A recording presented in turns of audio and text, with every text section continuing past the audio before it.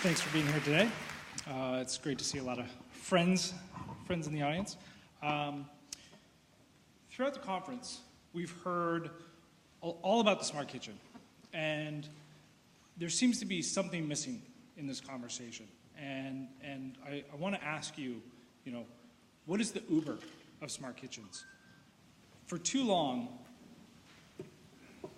the kitchen has been a black hole. For decades, our kitchens have consumed food and technology, and like a black hole, the kitchen traps insights into how we eat, how we experience life, and how we share. As innovators, we can never see or experience what was happening unless we were inside. No light escaped to guide our way. In my home, the kitchen is the center of the universe. It's the point where congregation and gravitational pull, the wife, the dog, the kids, the friends, and the beer all come together and hang around like constellations. But those experiences rarely escape or inform new innovation or new technology or new products, all to make my life easier. 2018 was the event horizon for smart kitchen technology, though. The point where that gravitational pull shifts matter and light to a point of no return. We've reached this point where insights from our kitchen will inform other parts of our lives, leading us to entirely new cycles of food digitization. Through this technology, we will begin to learn how to develop new food ingredients, enjoy healthier meals, and reduce waste in our homes. But food is not digitally native. It's perishable, it's finite, it doesn't travel well, and we don't need software. To appreciate where we're heading on this journey, it's helpful to know where we've been.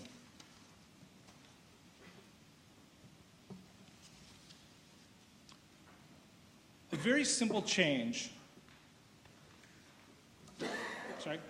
in the late 1930s, a very simple change was made to soda machines that unlocked and created vending machines. So as drinks first served as fountain drinks and then eventually bottles, this mechanical device that prevented jamming allowed us to create entirely new distribution models and cash flows. Vending machines became a breakthrough business model. It provided convenience to consumers and vastly simplified our supply chains. The vending machine would become one of the most recognizable platforms for food innovation. Through the 1950s and 1960s, the microwave emerged from commercial kitchens into consumer households. Until only recently, the most significant innovation to the microwave was the popcorn button. While the microwave changed very little in those years, the countertop device led to 60 years of sustained innovation. It was the food industry that transformed to develop new recipes and create new products. As the microwave gained penetration into the households, it established new product categories, transforming our grocery stores forever. Entirely new food processing, packaging, and cooking habits were developed, catering to the busy lives of families. These slow innovations, though, have accelerated rapidly in recent times. One example is Amazon's introduction of voice-enabled processors into affordable microwaves. And it's delivering a mass market penetration into homes. It's genius. It'll change. This change may rapidly accelerate the connectivity and adoption for many households. Another is PepsiCo's bid to purchase SodaStream, bringing both companies firmly into our kitchen counters and connecting the smart kitchen ecosystems with food manufacturers, processing, and distribution. These moments signal the gravitational pull that will now transform and accelerate the digitization of food. At 19, I began brewing beer in my dorm room. Like many future brewers, I fell in love with the community and found my way working in a brewery. graduating from making beer in the kitchen to being paid to clean kegs, milling grains, and finally kegging my first batch.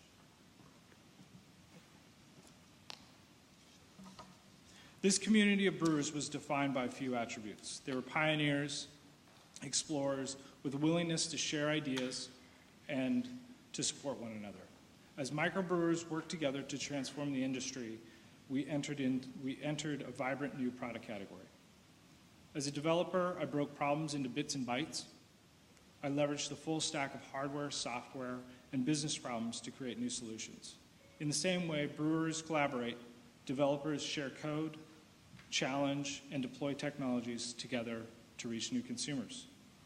And along the way, my journey led me to develop a network of innovators, clients, scientists, and entrepreneurs. At Xinova, we built an ecosystem that fosters a platform of innovation in four important ways. We bring demand, we bring talent, we bring capital, and we bring technology. And these four ingredients are essential to creating a platform of innovation. Which brings us back to the smart kitchens. Our journey is just beginning. As we saw with smart home technology, our digital homes comprised of independent parts, temperature, light sensors, home alarms, and locks. All were really powered with our smartphones, but they were really just dumb remotes. But what were smart TVs before Netflix? In the earliest smart home technology, we watched fragmentation, every device using its own app. What we needed was a platform. Smart home technologies slowly began to converge and standardize, allowing new systems that offered automation, improved connectedness, that enhanced the lives of consumers. From fragmentation, we also saw litigation, consolidation and acquisition, and eventually fuller integration.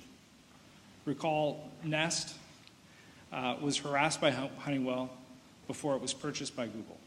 And Google turned Nest into a platform company that could quickly connect the entire home's ecosystem. But as I shared, food is not digitally native. We won't eat bits and bytes.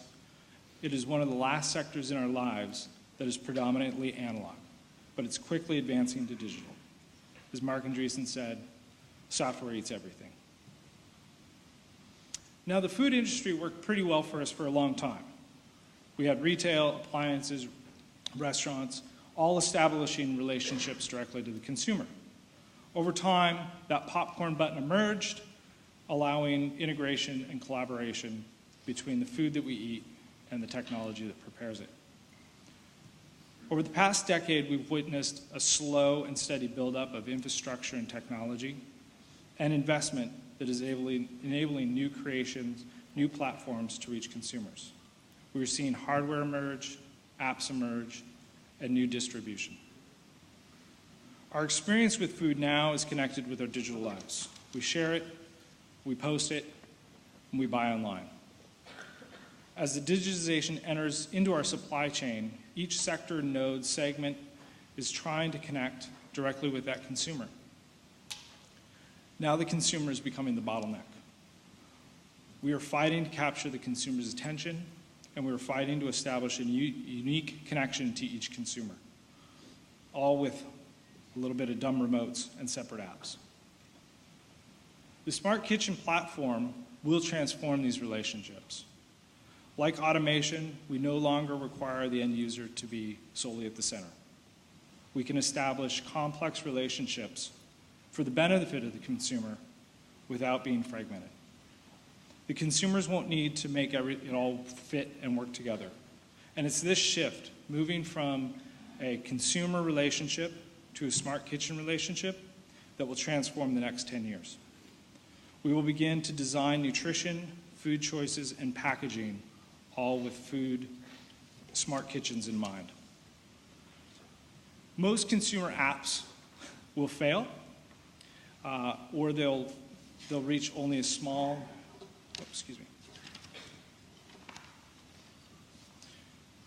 As an investor in hardware, I look to emerging innovations in hardware and devices, software and apps, and platform. There will be many hardware innovations. We've seen many this week. Some will try to deliver apps, business models, and most will fail. We also see the lack of upgrades and the need for interoperability in our appliances as limiting market growth. We need hardware services to mature and to become more sophisticated. There are also more apps. There will be many more apps than there are hardware. Some will help make those connections and solve these inefficiencies. Most apps, though, will fail or reach only niche communities. Many apps will present themselves as platforms because platforms are what attract investors. But a platform is really hard. To be a platform, you must be excellent across 4 areas. You must master the hardware and deliver a huge point of differentiation. It must evolve and upgrade. The hardware is the lock and key that enables the innovation, but it can also become the barrier to services and growth. The software we deliver will deliver convenience and connectivity to suppliers up and down the supply chain, offering value to consumers and ease of integration. It's the smarts that manage the home. The foodware is the content. It's essential that our food evolves to benefit from these devices. It's the finished product that will determine the success of a food platform. And finally, a network. Delivering a network that can use the full stack of innovation that's available, having a community that can support the many different needs and solve many different complex relationships. A disruptive platform will also consolidate the cash flows and re-engineer the value chain, creating a total new value to the customer. Often this will be transparent, automated, and convenient. But the Uber of food has not yet emerged. Today we see the explosion of platforms with everyone trying. We have more platforms than we have users, contributors, content creators, and suppliers. The good news is that many of the players at this week's conference acknowledge the need to collaborate and to be open. At the same time, we have not seen enough failure and exits. We've just begun to see the flameouts, a few face plants, and a few great disasters. This is good. It teaches us that we won't work. It teaches us what won't work and gives a dose of reality to investors. It's too early to see successful exits and acquisitions. Exits will build confidence both to companies for a path for growth and for investors to be able to redeploy capital. As a final thought, the next frontier is leading us to market growth and adoption. This will inevitably happen slower than expected and faster than predicted.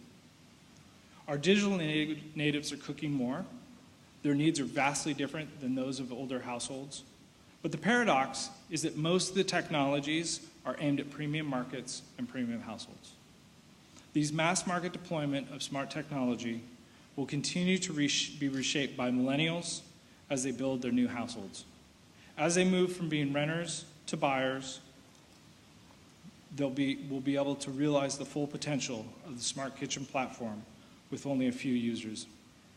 Realizing the full potential of the smart kitchen platform will only come with more users on the system. Thank you.